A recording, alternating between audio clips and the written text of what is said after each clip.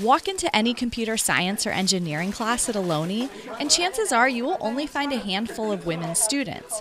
Gauri Jamakandi is the first woman in her family to pursue a career in STEM, the acronym for science, technology, engineering, and math. It makes me feel like hopefully in the future any other family that we have, younger kids can look up to me and say, oh, I can try that out too. Rhythma Mathar was on track to be a business major but recently switched to computer science. She still recalls her first class. The woman professor, she was one of the three women in the class, and I just remember walking in and I wasn't entirely sure where to sit, where I would be most comfortable. Ohlone's associate professor of engineering recalls carrying the burden of always wondering how she's being judged. One of my male colleagues there said to me, Rose Margaret, you know what, you really shouldn't be here working.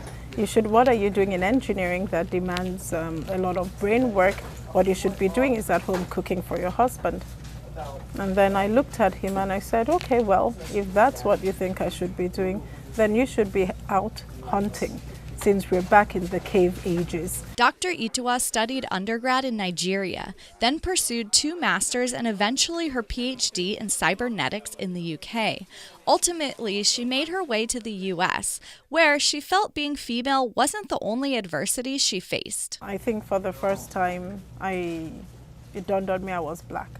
Professor Ituwa says Ohlone College is very diverse, and she hasn't faced any adversities personally. However, she does observe female students falling into traditional societal roles in class. The female students are the secretaries or note takers, and then the male students are the ones doing the hands-on technical experiments. Speaking to all 3 women, I learned that being a female in a male-dominated industry can sometimes be frustrating and even isolating.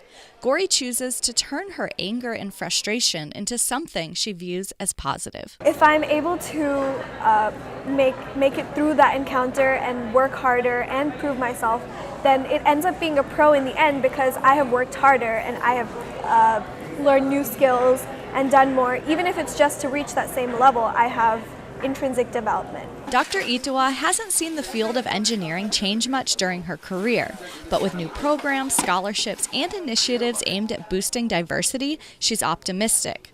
Professor Ituwa emphasizes it's important that every female student is heard. Voice your opinion, do not be afraid that you're not good enough, and that's always the biggest fear of my female students. They feel they're not good enough. And I'm like, if only you know how amazing you are. On the Ohlone campus in Fremont, I'm Eileen Street for Ohlone Network News.